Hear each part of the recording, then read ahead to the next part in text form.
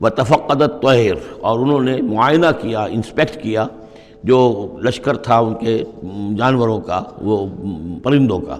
فقال ما لی لا اری الہدہد، ان کا کیا بات ہے مجھے ہدہد نظر نہیں آ رہا. ام کان من الغائبین، کیا وہ ایبسنٹ ہے، غیر حاضر ہے. لأعذبنہ، اور یہ غیر حاضری جو ہے اس پریڈ سے یہ تو بہت بڑا جرم ہے. لأعذبنہ عذابا شدیدا، میں اسے بہت شدید سزا دوں گا. او لأذبحنہ، یہاں تک بھی ہو سکتا ہے کہ میں اسے ذبح کر ڈالوں. او لیاتینی بسلطان مبین، یا پھر یہ کہ وہ میرے پاس کھلی سند لے کر آئے، کوئی واقعی عذر ہو، کوئی سبب ہو اس کے پاس کہ جس سے وہ جسٹیفائی کر سکے اپنی ایبسنس کو. فمکث غیر بعید، تو کوئی زیادہ دیر نہیں گزری. فقال احطت، تو وہ آ گیا، ہدہد پہنچ گیا. فقالت، اس نے کہا احطت بما لم تحط به، مجھے ایک ایسی بات کا علم حاصل ہوا ہے جو اے حضرت سلیمان آپ کو حاصل نہیں ہے. وجئتک من سبأ بنبأ یقین، اور میں ایک قوم سبا کی طرف سے ایک بڑی یقینی خبر لے کر آیا ہوں، آپ کے پاس معلومات لے کر آیا ہوں جو بڑی یقینی ہیں اور صحیح ہیں. یہ قوم جو ہے یہ یمن میں رہتی تھی، سبا، قوم سبا کا مسکن تھا یمن میں، ان کی ایک اس وقت ملکہ تھی بلقیس نامی. انی وجدت امرأۃ تملکہم، میں نے دیکھا ہے کہ ایک عورت ہے جو ان پر حکومت کر رہی ہے. وأوتیت من کل شیء، اور اسے ہر شے دی گئی ہے، یعنی دنیا بھر کی نعمتیں اور ساز و سامان جو ہیں اس کے پاس جمع ہیں. ولہا عرش عظیم، اور اس کا جو تخت ہے وہ بہت عظیم ہے. وجدتھا وقومھا یسجدون للشمس، میں نے دیکھا اس کو اور اس کی قوم کو کہ وہ سجدہ کرتے ہیں سورج کو، من دون اللہ، اللہ کو چھوڑ کر. وزین لہم الشیطان اعمالہم، اور شیطان نے ان کے لیے ان کے اعمال کو مزین کر دیا ہے. فصدہم عن السبیل، اور انہیں روک دیا ہے سیدھے راستے سے، صراط مستقیم سے، توحید کے راستے سے. فہم لا یہتدون، تو وہ راہ نہیں پا رہے، بھٹک گئے ہیں.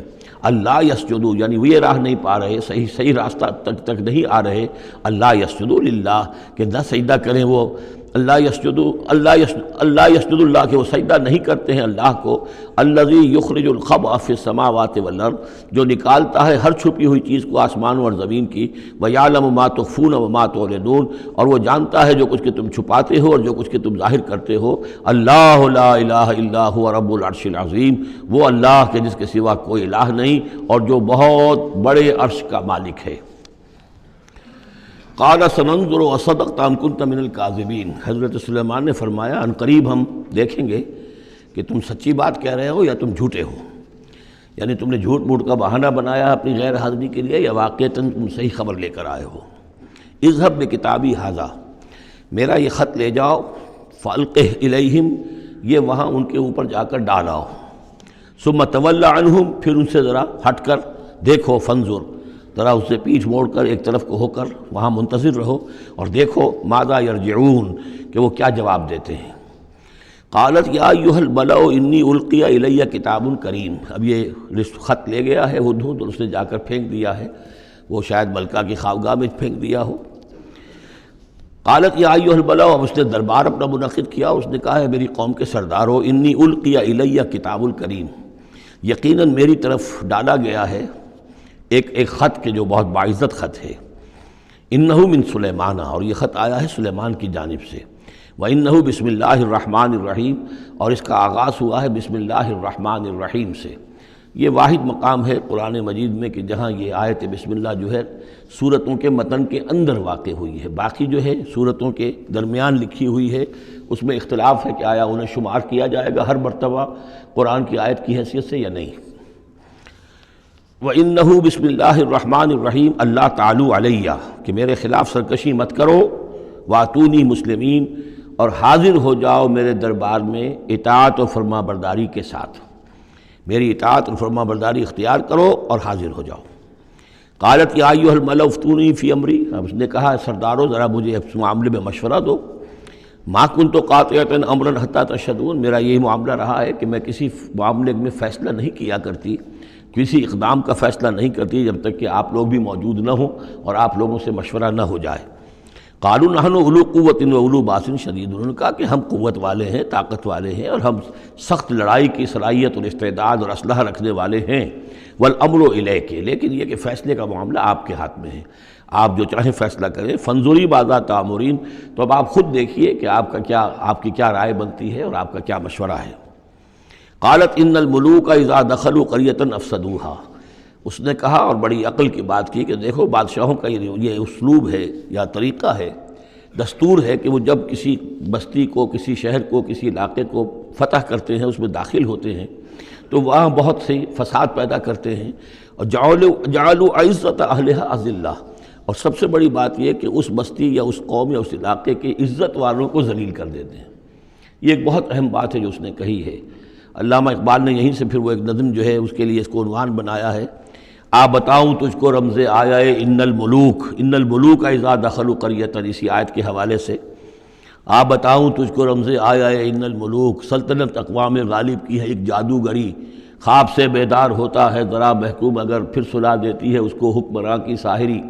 لیکن اس میں یہ بات اہم ہے، جیسے کہ ہندوستان میں جب انگریز آیا ہے تو جو سب سے بڑا اس نے نقصان پہنچایا ہے خاص طور پر مسلمانوں کو، ہندوؤں کے معاملے میں یہ بات اس نے نہیں کی، اس لیے کہ ہندوؤں سے انہیں کوئی خوف نہیں تھا، اس لیے کہ ہندو پہلے بھی غلام تھے۔ جب انگریز یہاں آیا ہے تو ہندو مسلمانوں کے غلام تھے، وہ محکوم کے محکوم رہے، پہلے وہ مسلمانوں کے محکوم تھے، اب انگریزوں کے محکوم ہو گئے، تو ان کے لیے معاملہ چینج آف ماسٹرز کا تھا، یہ نہیں تھا کہ پہلے وہ حاکم ہو اور محکوم ہو گئے ہوں، محکوم کے محکوم رہے، چینج آف ماسٹرز کا معاملہ ہوا۔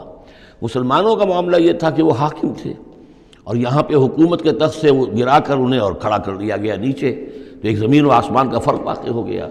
لہذا انگریزوں کو یہ اندیشہ تھا کہ یہ بغاوت کریں گے اور ہر صورت کی کوشش کریں گے کہ اس حکومت کے پاؤں نہ جمنے دیں، لہذا انہوں نے اس پالیسی پر عمل کیا ہے کہ ان میں سے جو کمینے لوگ تھے، گھٹیا لوگ تھے، انہیں خطابات دے کر، انہیں اپنے ہاں رسائی دے کر، اپنے سرکار دربار کے اندر اونچے مقام دے کر انہیں اوپر کیا، اور جو شریف تھے جن کے اندر کے عزت نفس تھی انہیں نیچے دبایا۔